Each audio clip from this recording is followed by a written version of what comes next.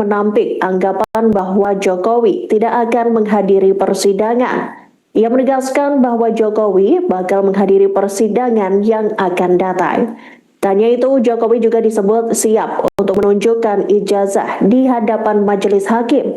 Bukan hanya ijazah perguruan tinggi, Jokowi bahkan siap menunjukkan ijazahnya mulai dari jenjang SD hingga perguruan tinggi.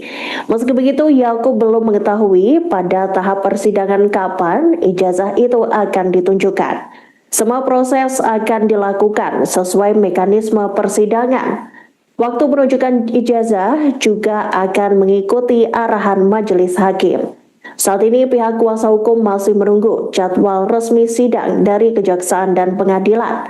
Mereka optimis persidangan akan segera digelar dalam waktu dekat, mengingat berkas perkara disebut telah lengkap. Yakub memperkirakan sidang akan digelar dalam waktu 1 hingga 2 bulan ke depan.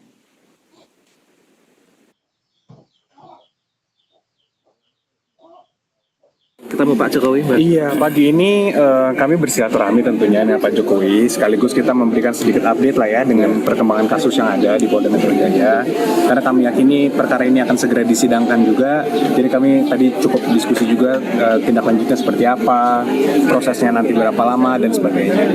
Tapi di luar itu juga kami diskusi banyak tentang ya hal-hal pribadi, mengenai ekonomi juga, mengenai isu-isu nasional. Ya kami banyak dapat masukan juga dan ya Pak Jokowi juga banyak memberikan pandangan-pandangan lah. Jadi lebih banyak sharing-sharing. Kapan akan disidangkan? Kami belum dapat informasi mengenai itu.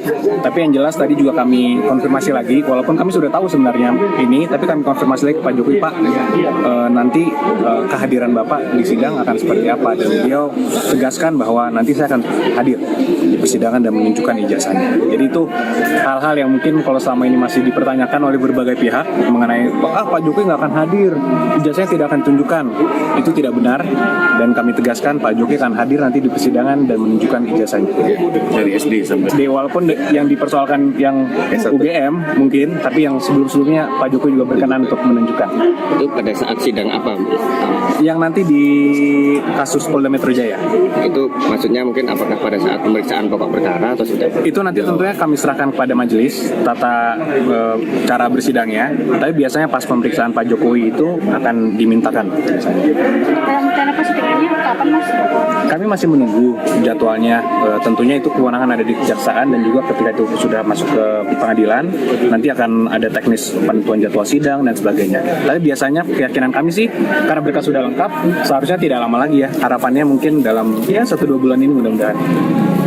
Sebelumnya kan Dr. Tirta kan sebut kalau RJ itu adalah taktik Bapak untuk memecah belah kubu Roy Suryo ya. Terus dan upaya agar kasus ijazah tidak sampai ke pengadilan. Mungkin ada tanggapannya terkait statement itu dari Dr. Tirta? Ya, kembali bahwa RJ itu semua permohonannya dari tersangka. Tidak ada sama sekali dari Pak Jokowi yang menawarkan RJ dan sebagainya. Justru kami, tim internal kuasa hukum pun dari awal sudah mendapatkan masukan bahwa ini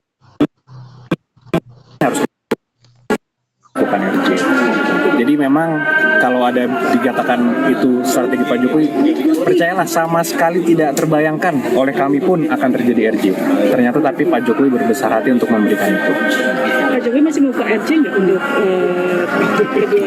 Kembali lagi, yang sebelumnya pun kami rasa tidak ya. Tapi ternyata datang minta maaf, ternyata iya. Jadi ya mungkin kami jadi tidak bisa berbicara nih sekarang. Kira-kira seperti apa? Ya kita lihatlah.